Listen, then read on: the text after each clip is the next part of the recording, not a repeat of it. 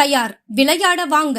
தூத்துக்குடி மாநகராட்சி சார்பில் பாளை ரோட்டில் வஉசி கல்லூரி முன்பு 52 லட்சம் ரூபாய் மதிப்பில் ஆடுகளம் விளையாட்டு மைதானம் அமைக்கப்பட்டிருந்தது. பணிகள் முடிவடைந்து மக்களின் பயன்பாட்டிற்கு துவக்கி வைக்கப்பட்டது. மாநகராட்சி மேயர் ஜெகன் தலைமையில் தூத்துக்குடி நாடாளுமன்ற உறுப்பினர், திமுக துணை பொதுச் செயலாளர், மண்டல பொறுப்பாளர் கனிமொழி எம்பி ஆடுகளம் விளையாட்டு மைதானத்தை திறந்து வைத்தார். அதன் பின்பு ஆடுகளம் மைதானம் முழுவதையும் சுற்றி பார்த்தார். அங்கு நடைபெறும் விளையாட்டுகளுக்கான விளையாட்டு வீரர்களிடம் பந்துகளை வழங்கி மைதானத்தில் விளையாட்டை துவக்கி வைத்தார். அதன் பின்பு மாவட்ட காவல் கண்காணிப்பாளர் ஆல்பர்ட் ஜான், மாநகராட்சி ஆணையர் மதுபாலன் ஆகிய இருவரும் புதிய விளையாட்டு மைதானத்தில் விளையாடினர்.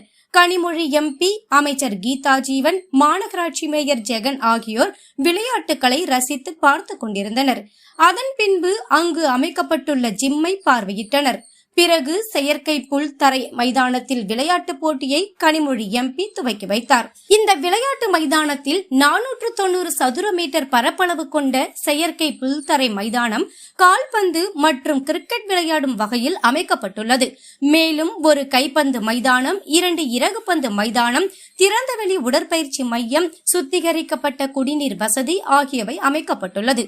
ஆண் பெண் இருபாலருக்கும் தனித்தனியாக கழிப்பறை வசதி, மேலும் முற்றிலும் கண்காணிப்பு கேமரா வசதி அமைக்கப்பட்டுள்ளது. வாகனங்கள் நிறுத்துவதற்கான இடமும் இந்த ஆடுகள மைதானத்தில் அமைக்கப்பட்டுள்ளது.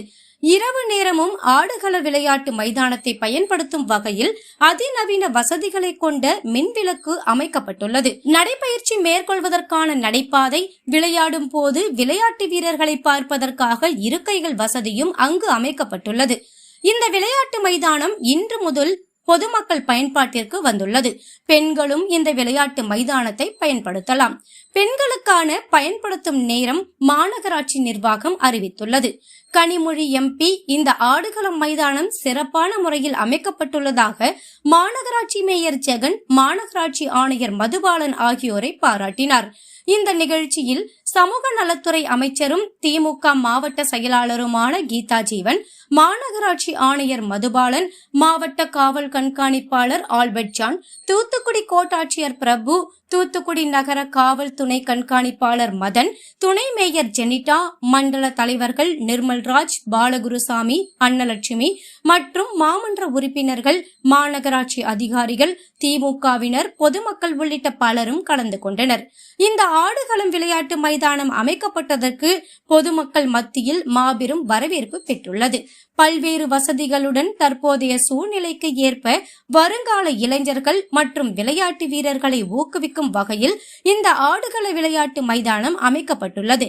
இதற்கு மக்கள் மத்தியில் மாநகராட்சி மேயர் ஜெகனுக்கு பொதுமக்கள் பாராட்டுக்களை தெரிவித்து வருகின்றனர்.